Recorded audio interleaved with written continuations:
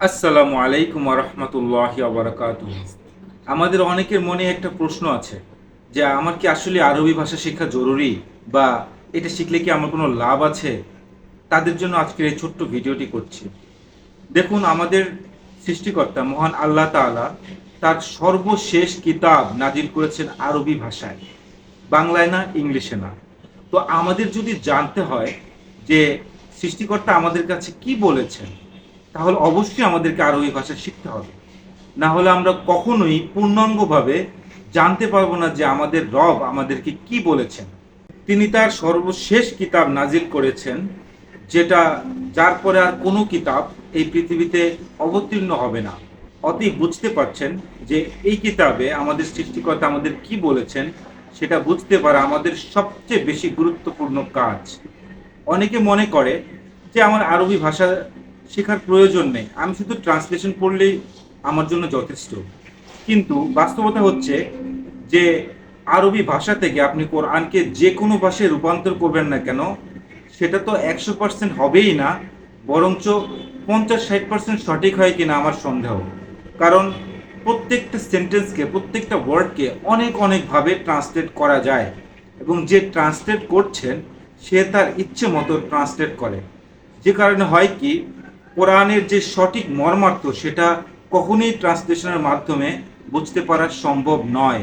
আপনি যদি কোরআনে কোনো অনুবাদ পড়েন, তাহলে আপনি কখনোই সেটার 100% মর্মার্থ বুঝতে পারবেন না।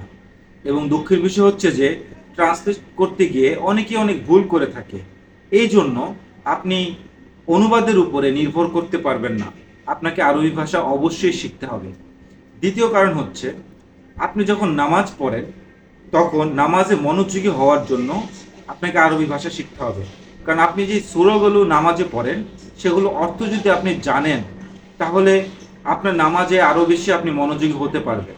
এবং আমরা যারা পুরুষ আছি, জামাতের সাথে নামাজ পড়ি, যখন ইমাম সাহেব নামাজের মধ্যে কোরআনের আয়াতগুলো তেলাওয়াত করে, সেগুলো অর্থ যদি আপনি বুঝতে পারেন, তাহলে আপনার কাছে মনে হবে যেন আল্লাহ তাআলা নিজে আপনার সাথে কথা বলছেন। কত বড় একটা নেয়ামত! আপনি যখন কোরআন তেলাওয়াত করবেন, তখন যদি এর অর্থ আপনি নিজে নিজে বুঝতে পারেন, তাহলে আপনার কাছে অনেক বেশি ভালো লাগবে। কারণ আপনি কি পড়ছেন সেটা আপনি বুঝতে পারবেন। কোরআন তেলাওয়াত করার সময় এর অর্থ বুঝতে পারাটা অনেক বড় একটা নেয়ামত, যেটা যারা বুঝতে পারে শুধুমাত্র তারাই জানে। আসলে কোরআন তো নাজিল হয়েছে মানুষের হেদায়েত স্বরূপ, তাই না? এখন আপনি যদি তার অর্থই না বুঝেন, তাহলে আপনি হেদায়েত পাবেন কোত্থেকে? অনেকে মনে করে যে আমি আহ, আ- কোরআন তেলাওয়াত করাই আমার জন্য যথেষ্ট। মোটেই না।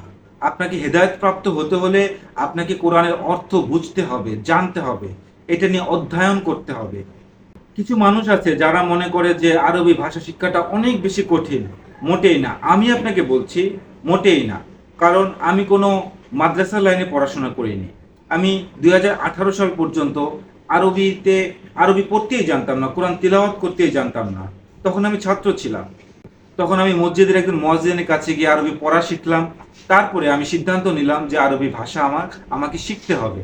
তো যেই কথা সেই কাজ, আমি কোরআনের আরবি ভাষাটা শিক্ষা শুরু করলাম।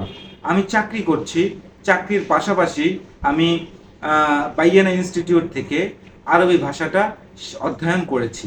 তো আমি যদি চাকরির পাশাপাশি আরবি ভাষা শিখতে পারি, তাহলে আপনি কেন পারবেন না? একজন ছাত্র হয়ে, একজন চাকরিজীবী হয়ে, একজন গৃহিণী হয়ে কেন আপনি শিখতে পারবেন না? আপনি যদি সিদ্ধান্ত নেন, তাহলে অবশ্যই আপনি শিখতে পারবেন, এবং আল্লাহ তাআলা আপনার জন্য সহজ করে দিবেন। তো কোরআন আসলে কিন্তু আরবি ভাষাটা কিন্তু আসলে অনেক বেশি কঠিন না, মোটামুটি সহজ একটি ভাষা। আপনি যদি শুরু করেন, ইনশাআল্লাহ আল্লাহ তাআলা আপনার জন্য সহজ করে দিবে।